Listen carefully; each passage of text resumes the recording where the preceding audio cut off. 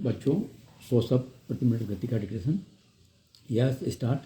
राजनेता और राजनीतिक पार्टियां जब दलगत और व्यक्तिगत स्वार्थों की सिद्धि के लिए अपराधियों को संरक्षण प्रदान करने लगती है तो लोकतंत्र के लिए यह सबसे खतरनाक स्थिति होती है। हमारे देश में राजनीति के अपराधीकरण पर गत कई वर्षों से चिंता व्यक्त की जाती रही है, लेकिन हालात में कोई सुधार होता नजर नहीं आ रहा है।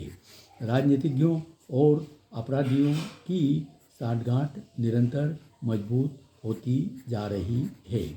इसी का परिणाम है कि चुनाव में कई राज्यों में भुजबल की भूमिका बढ़ गई है।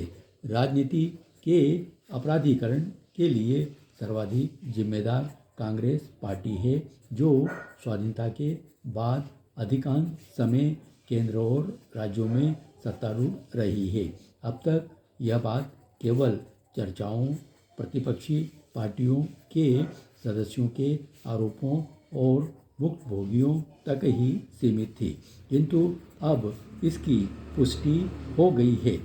केरल के मुख्यमंत्री करुणाकरन की अध्यक्षता में इस प्रश्न पर विचार करने के लिए बनी कमेटी ने अपनी जो रिपोर्ट प्रधानमंत्री को प्रस्तुत की है, उसने स्पष्ट शब्दों में कहा है कि उत्तर प्रदेश में कांग्रेस पार्टी की समाज कंटकों से गहरी साठगांठ है।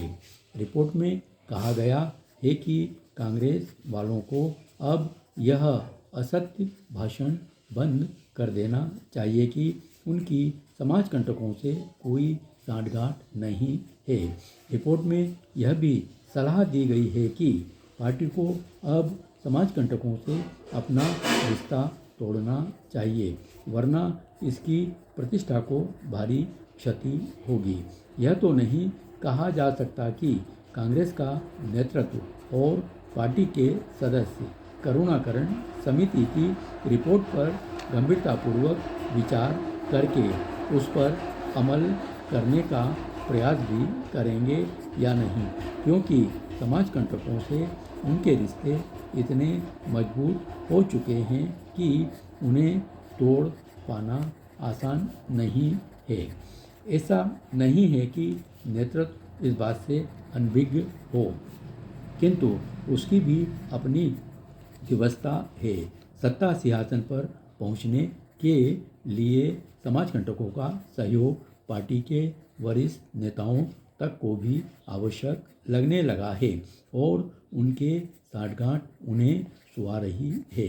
करुणाकरन समिति को मुख्य रूप से उत्तर प्रदेश में कांग्रेस की पराजय के कारणों का अध्ययन करने का दायित्व सौंपा गया था।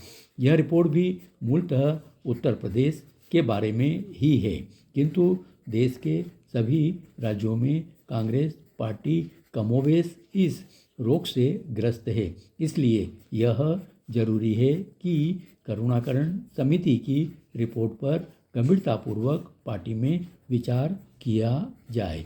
हालांकि पार्टी का नेतृत्व इस तथ्य से भलीभांति अवगत है। पूर्व प्रधानमंत्री राजीव गांधी पार्टी अध्यक्ष के रूप में एक बार फिर सत्ता के दलालों से मुक्त करने की बात कही थी, किंतु वे भी इसमें सफल नहीं हुए। गत काफ़ी अरसे से पार्टी पर दलालों और दलाली की गिरफ्त बहुत मजबूत होती जा रही है।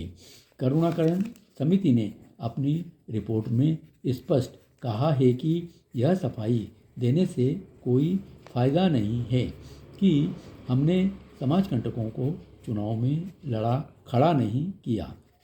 हमें दूसरों को नैतिकता का उपदेश देने का उस हालत में कोई अधिकार नहीं रह जाता जब हम खुद दोषी हों।